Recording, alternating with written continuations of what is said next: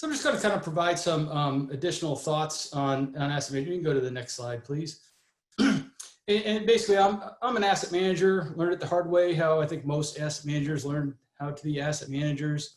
But I think one thing that kind of resonates here that we've heard a lot is simply billions of people today in this world are operating, went to work, or consuming or delivering services on products based on standards, on ISO 55000 or ISO standards more broadly across the world. They don't know, and it's not really that important to them, but they know that things are working. So basically, what are standards? Standards are the collective wisdom of experts. They collect a lot of information, know-how, understanding. And there's a kind of a famous African proverb. Some of you may have heard it before. But if you want to go far, go alone. Excuse me. If you want to go fast, go alone. If you want to go far, go together. So standards, and particularly standards that we're talking about here, is a way to go together in a way that really generates a lot of momentum, a lot of understanding and know-how. By using standards, you're basically tapping into a brain trust that's tens of thousands of people deep, and decades of experience collected into those. So it's good to use. I think we're all kind of on board with that. But really, I think the thing that I find most exciting about asset management standards, and we've heard a lot about it here in this presentation today and at other events that ALN is putting on, they really promote innovation. They help us understand with a context how to rapidly make use of and evolve new products and services. Standards really do focus on kind of decision making. We talked about how there's the 6 capitals, the triple bottom line. It's not just financial, but really it's multi-criteria, multi-stakeholders. So standards are helping us do that.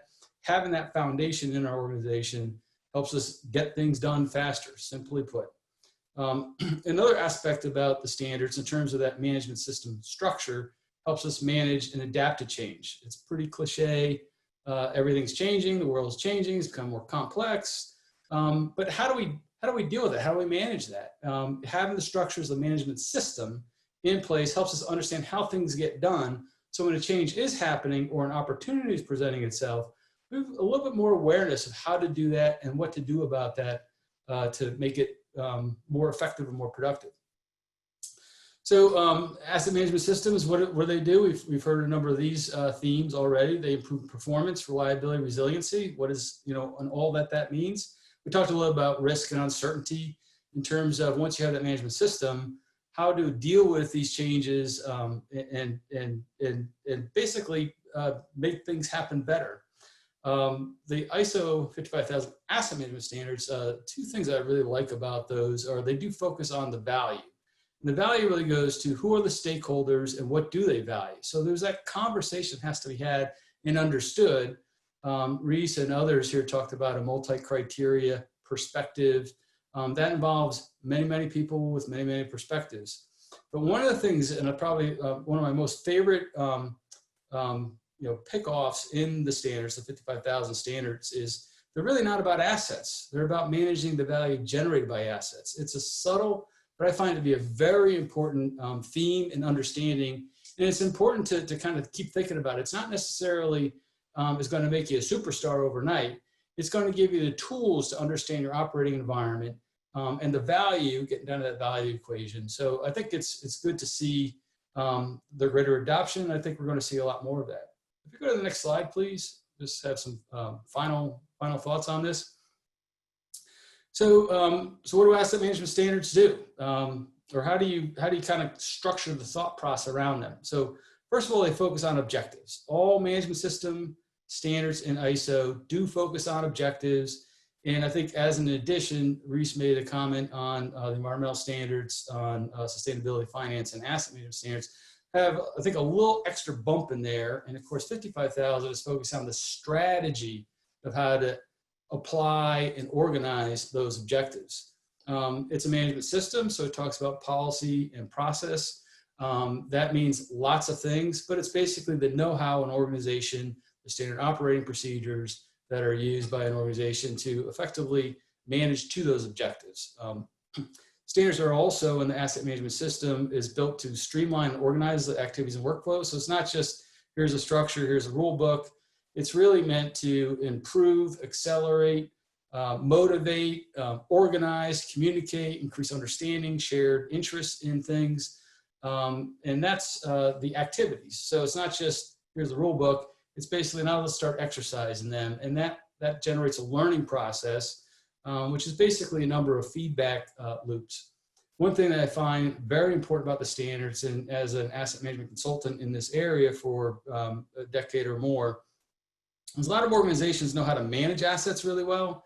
They know what to do in terms of, oh, I got to do this next. I got to do a planning activity. I got to prioritize a list of projects. I got to go talk to the architect to have them or her, her or him figure out kind of what happens next and make sure the executive's on board.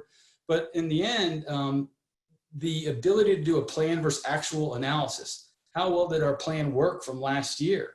Are we learning about how to avoid problems in the future? I think all of us experience places where, man, why are we always hearing this kind of, this part of the game? I mean, I think personal experience in the federal sector, for example, so much of the contracting actions happen at the end of the fiscal year. And every year, like both sides of the equation are like, why is it like this? Well, there's a management system behind that I think if it's looked at in a way on how to organize activities, there might be opportunities to avoid that. I know a lot of people think about that kind of things, but that's what a management system is doing. An asset management system is really looking at how to achieve that in terms of the value generated by your assets, physical assets, intangible assets, and so on. Some concluding thoughts on how to implement an asset management system and using the standards.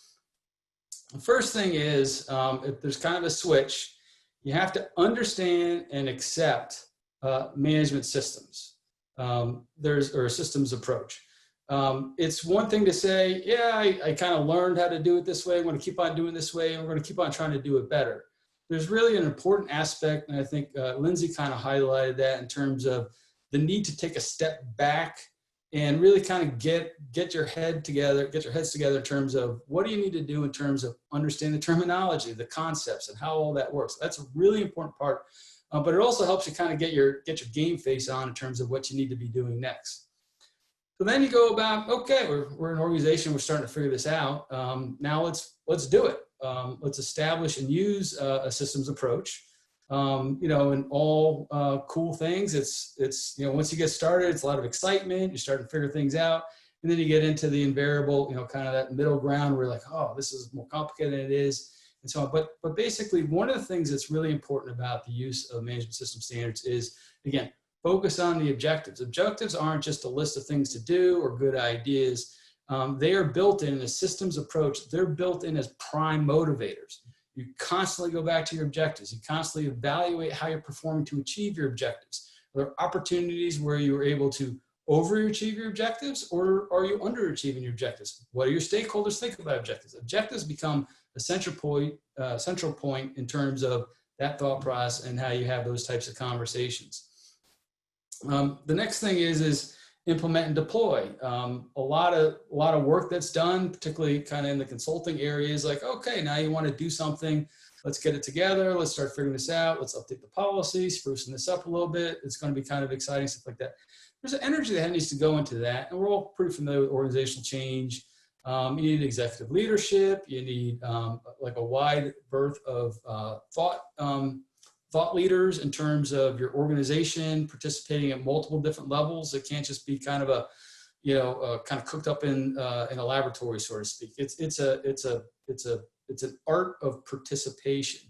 So we implement and deploy. The thing that becomes kind of interesting is as you start learning asset management and start kind of getting in, there's things called like maturity continuums and so on. You start getting good at it. You start understanding what the balance points of the system are, how risk is being evaluated and managed. And then you just kind of like let it go. But the reality is a systems approach is actually, and a number of speakers here today talked about it, it's just the way you do business. It's not like that was good. Now let's get back to get work done again. I think Reese made a couple points where organizations might have a quality management system, an environmental management system, and an asset management system, and then they're like, we're good. No. it has to be kind of the essence of how you operate as an organization, how you do things. So you develop it and you're practicing, constantly practicing. Inherent to a system, management system, asset management system that we're talking about here, is a continuous improvement process. It becomes an active feedback activity.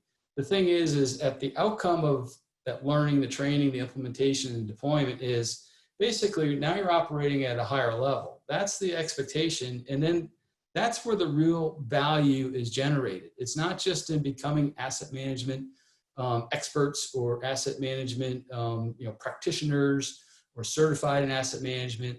The reality always is why did you start to do this in the first place? And ultimately, it's basically get to that higher level as fast as you can, use your organization, use the people in your organization to kind of think their way through that. No two asset management systems are the same. Pretty exciting stuff. And the root of how all that happens has a lot to do with understanding how standards work. So I think it was an excellent presentation today. Really enjoyed the speakers, really enjoyed my time here, and I am done. Over to you, Nick.